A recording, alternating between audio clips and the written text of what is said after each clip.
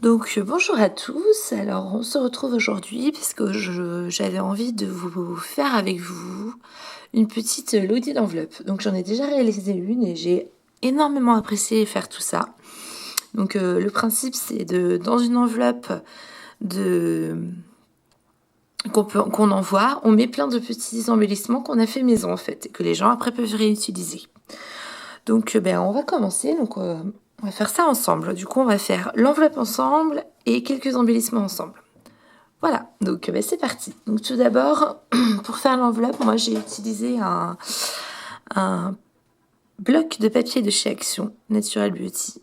Donc en tout, pour faire l'enveloppe, j'ai utilisé 4 feuilles entières. Voilà, pour faire l'enveloppe et les embellissements, j'ai utilisé 4 feuilles 30-30 pour tout faire. Donc voilà, ça peut vous donner une idée. Déjà, j'ai fait comme ça. Donc tout d'abord, moi je me suis basée sur le tutoriel qu'on peut trouver en format PDF. Donc il se met comme ça en fait. Donc il est sur 4 pages, je crois. 1, 2, 3, 4. Ouais. Que l'on trouve sur le groupe Facebook de France, enfin français de Lodi d'enveloppe. Donc je vous mettrai en barre d'infos les infos si vous voulez. Mais voilà, j'ai utilisé les dimensions officielles qu'il y avait dans qu'elle proposait.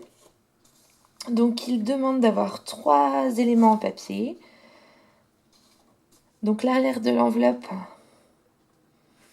qui fait 15 cm sur 25 cm. Là.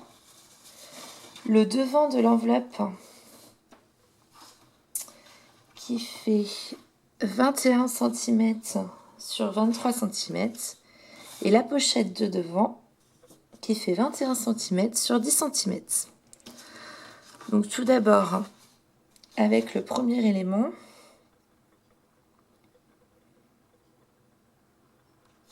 on va faire une patte ici en bas à 2 cm. Donc moi, 2 cm. J'aurais dû prévoir ça, parce que je ne sais plus combien ça fait. Hop. Je ne me suis pas aussi bien organisée que je l'aurais souhaité. Et donc 2 cm, on dirait que c'est à peu près ici. Voilà. Par contre, je suis en train de faire une grosse erreur. C'est ce côté. Hop, donc on fait ça vraiment ensemble. Pas en live, mais presque. Donc vu que c'est une pâte, hop, déjà on va la plier dedans des deux côtés. Voilà, et hop, je suis hors du cadre, on la plie et je lui fais un petit biseau de ce côté et de ce côté. Voilà. Ensuite, sur le devant, on va faire... Donc moi j'essaye de les mettre dans le sens où je veux que... Donc en fait là, la pâte, ce sera le bas. Et là c'est le haut de la pochette. Donc là moi, ici ça va être mon haut. Ici ça va être mon bas. Donc faites bien attention par rapport au motif que vous pouvez avoir sur de vos papiers. De bien mettre là où vous avez envie. Donc je me rappelle jamais qu'on en fait un. Donc là on va faire le soufflet de la... mettre un peu plus haut. On va faire le soufflet de la grande pochette. Donc ça, ce sera le devant et en même temps, ce sera un soufflet. Donc tous les 1 cm, je revérifie encore, j'ai toujours le doute. C'est bon, c'est là. Donc là, hop, on va faire un pli. Hop. 2 plis. C'est ça, 1, 2, 3, excusez-moi, j'ai 1, 2, 3. 1, 2, 3. Je suis pas très bien mise, alors j'ai du mal à voir de ce côté. Donc on fait 3 plis comme ça. Et on fait pareil de l'autre côté. Donc en fait, ce côté-là où on fait les plis, là, c'est le côté à 23 cm. Donc ça veut dire que 15 cm d'ici vont être réduits en... vont être réduits. Donc un pli. 1, 2, 3. 2 plis. 1, 2, 3. Et 3 plis. Voilà. Donc ça c'est pour le soufflet. Donc on fait en accordéon, puis dans un sens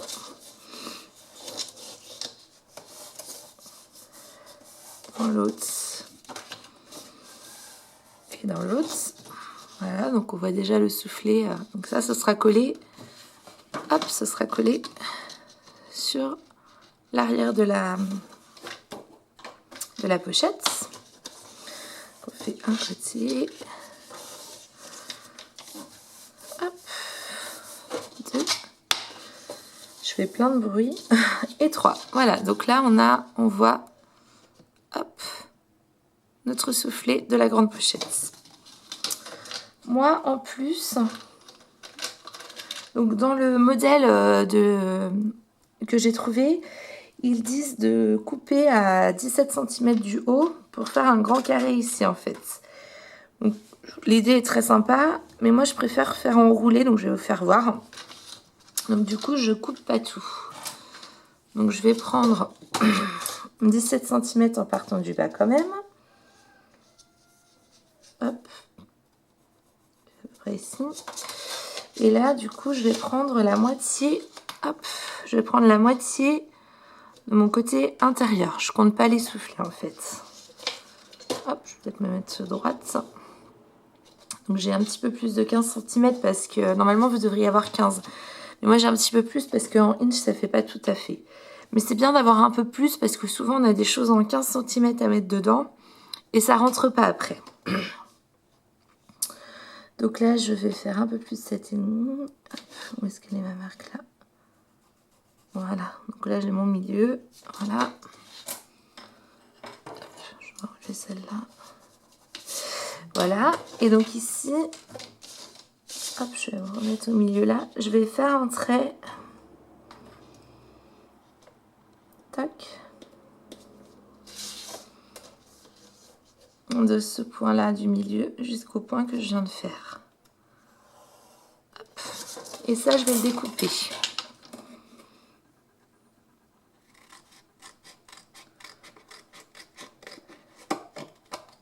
Voilà. Hop. Et c'est ce qu'on fera après rouler tout à l'heure. On met ça de côté, on va faire la pochette de devant. Hop. Donc la pochette de devant, elle a une patte. Alors du coup, je sais plus ce que je voulais mettre en bas ou pas. Donc comme ça. Non, comme ça, j'avais dit. Voilà. Donc, hop, je fais à peu près un peu plus d'1 centimètre, moi, de patte. Voilà. Et on fait un autre soufflet. Donc pareil, on fait 3 de 1 cm. 2, 3. Et de l'autre côté, on fait pareil. 1, 2 et 3. Donc là, on va couper ça. Hop. Et je biseaute un petit peu ma patte du bas. Hop. Et on fait pareil de l'autre côté. Je biseaute un peu ma patte du bas.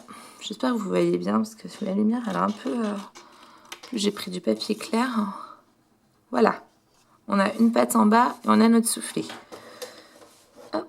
Donc on va faire le pliage de notre soufflet. Le pliage de notre soufflet. Et je l'ai fait à l'envers. Tac, tac.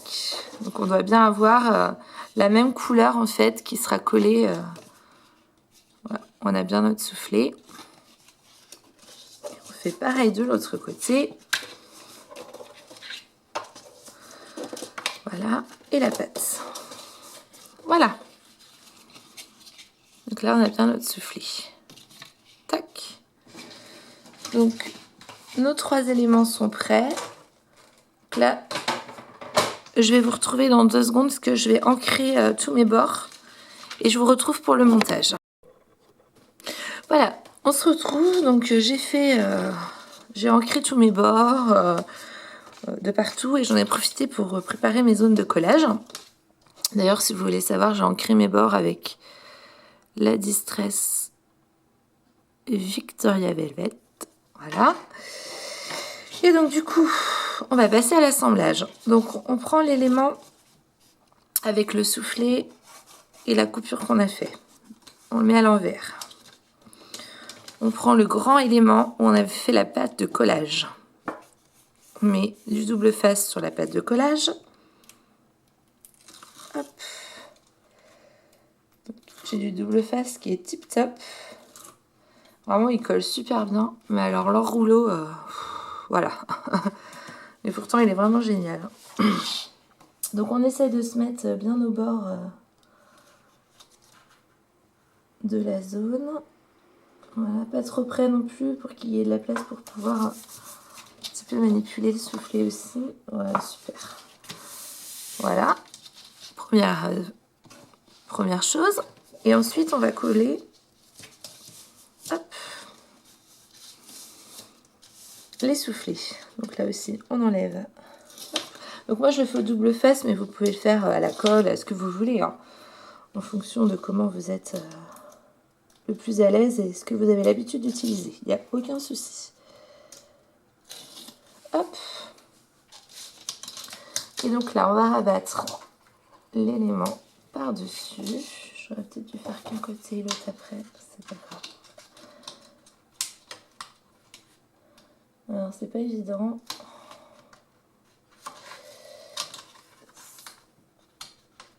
J'aurais dû laisser la colle de l'autre côté, mais c'est pas grave du tout. Je suis en train de me rendre compte que... Ah non, c'est bon, j'ai fait de bêtises. Voilà, et on fait pareil. Je suis hors de la zone. De l'autre côté.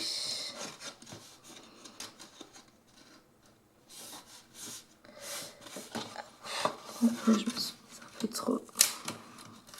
Le désavantage du double face, c'est que faut pas trop appuyer tant que vous n'êtes pas sûr de vous. Parce que sinon, vous ne pouvez pas redécoller sans abîmer. Voilà.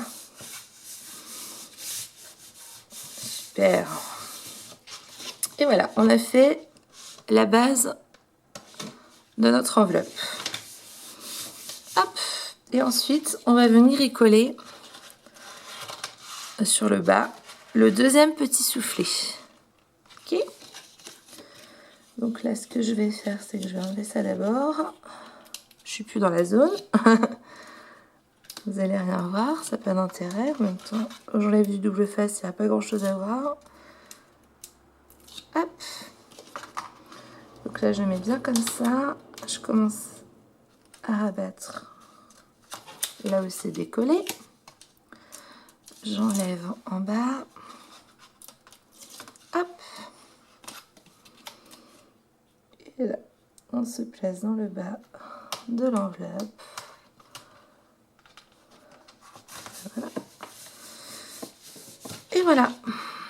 Donc on a le soufflet ici, la grande pochette ici. Voilà, vous avez fait la base de votre enveloppe. Hop. Donc on va continuer. Donc là on va faire le petit liseré que je vous disais. Donc moi j'utilise un pinceau, tout simplement. Voilà. Et je vais venir l'enrouler. Donc je l'enroule à la pointe. Je l'enroule à la pointe. C'est pas facile d'être en l'air. Et je vais l'enrouler jusqu'à l'ouverture. Je le fais en bas, parce que je vous montrerai quand ce sera fait.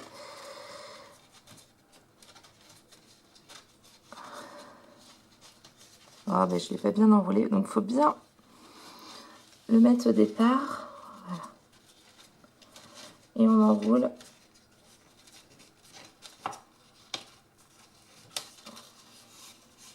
Et voilà, je l'ai déchiré. C'est pas grave. Voilà, non, c'est bon. Donc là, on a fait un côté.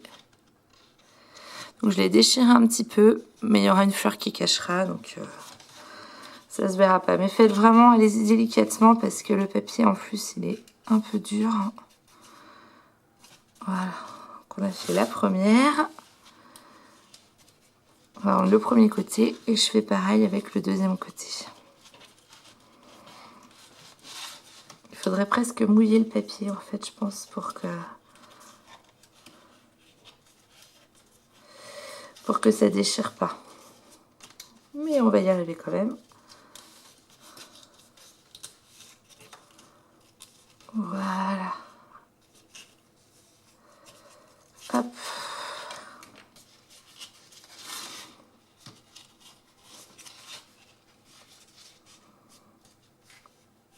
Voilà. Et moi, je trouve ça vraiment sympa quand c'est comme ça, en fait. Que quand c'est tout droit. Mais après, c'est un avis personnel. Hein. Donc là, la base de notre enveloppe, elle est terminée. Donc on va continuer avec la décoration de l'enveloppe et ensuite on continuera avec les embellissements. La première décoration de l'enveloppe que j'avais envie de faire, c'est de mettre un petit papillon ici. Donc j'ai déjà commencé à en détourer un en fait. Donc en fait c'est des papillons que j'imprime sur du papier. Alors là c'est du papier 160 grammes mais je pense que le 210 grammes serait plus top. Mais vu que j'en ai pas pour l'instant, j'essaye avec le 160, ça marche. Donc c'est un papillon que j'ai imprimé comme ça. Je le mets à l'endroit, ça va aller mieux. Voilà. Et ensuite, j'ai découpé le papillon et je le détourne. Et moi, je l'utiliserai le côté blanc et je le mettrai ici. Donc, je vais faire avec vous la fin du détourage pour vous montrer comment je fais. Par contre, je vais m'asseoir parce que là, je suis debout. J'arrive. Je peux vous mettre pause, c'est pas grave.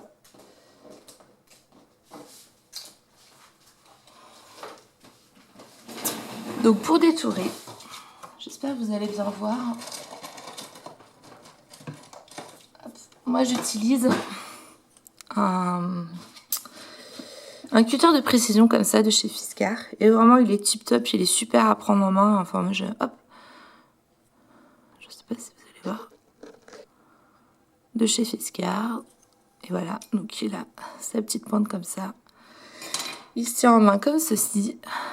Il a vraiment une prise en main super. Par rapport à un cutter, bon là il est normal celui-là, mais voilà, on le prend comme on peut. Là celui-là, super prise en main. Ça bouge pas au doigt. On peut faire ce qu'on veut. Par contre, si je vous montre pas le bon papier, voilà. Donc, une planche de découpe, c'est mieux, une planche en bois, ce que vous voulez. J'espère que vous n'allez pas trop voir mes cheveux et tout. Je vais essayer de... Donc en fait, moi j'essaye de détourer autour du trait noir qui est fait, en laissant un petit espace blanc pour pas que ça déchire. C'est du papier assez fin celui-là, donc hop, on a juste à faire comme ça. On tourne pour les arrondis. Hop, on tourne encore pour les arrondis.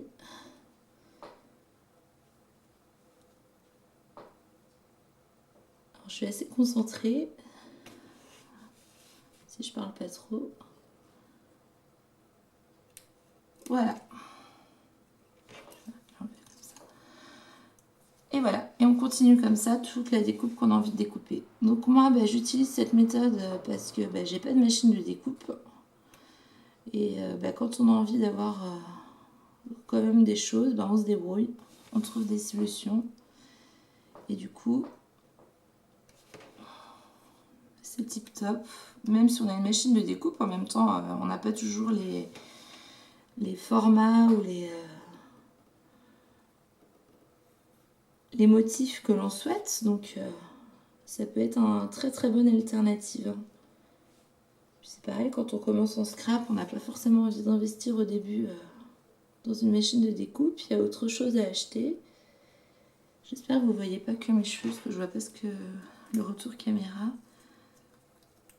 Hop, voilà, donc je continue. On a presque terminé. Et ensuite, on continuera.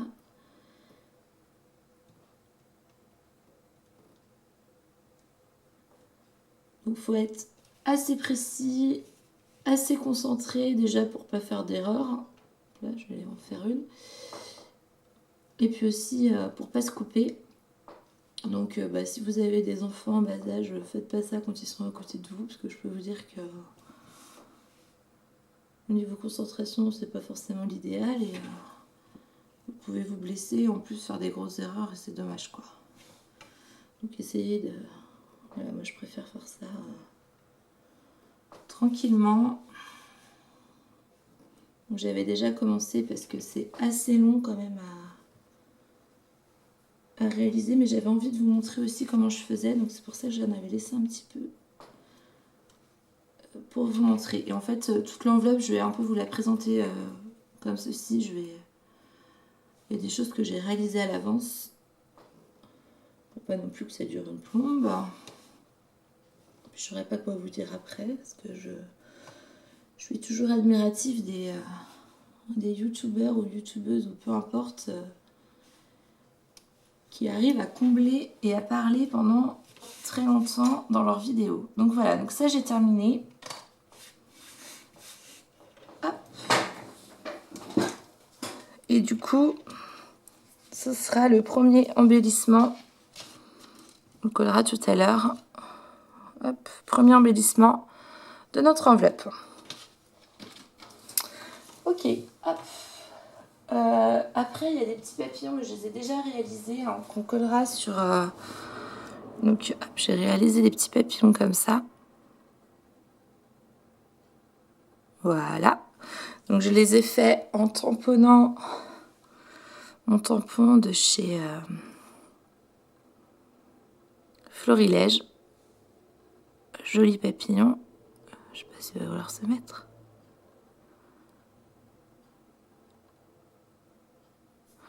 Bon, je vous l'avais montré dans la précédente vidéo, donc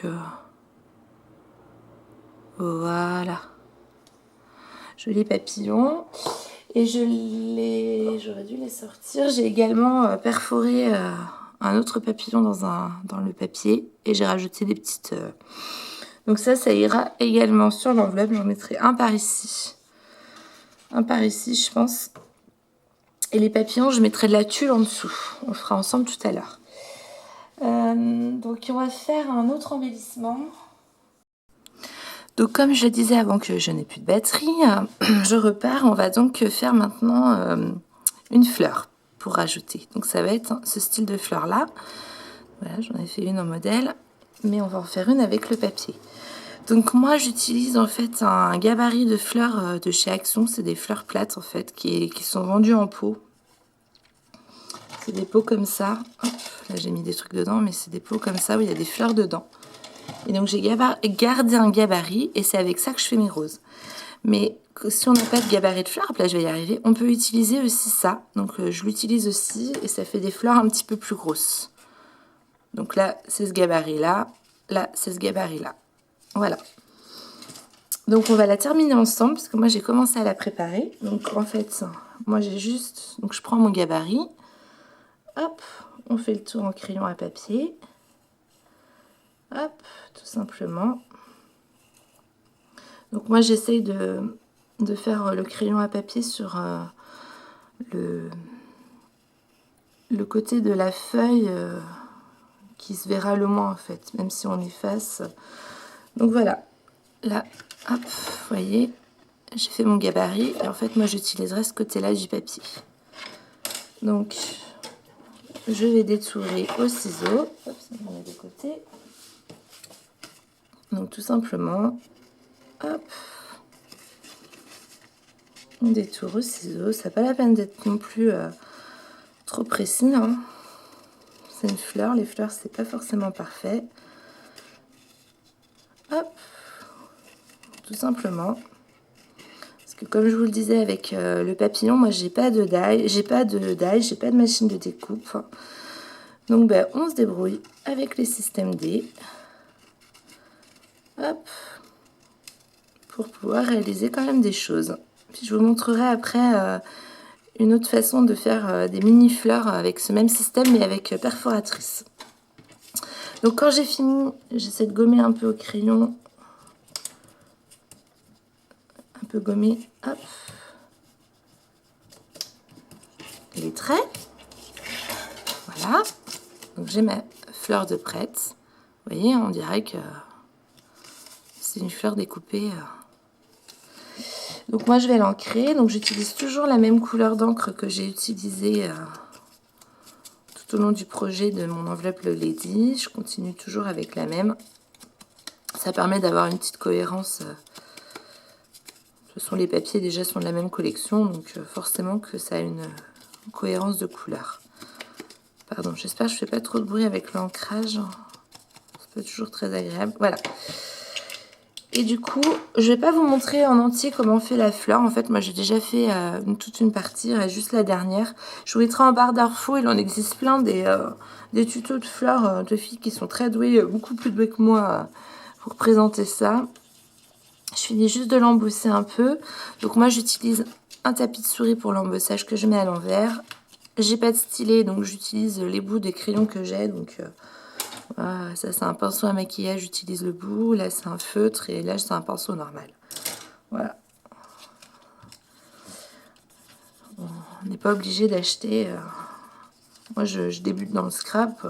J'ai d'autres achats prioritaires à faire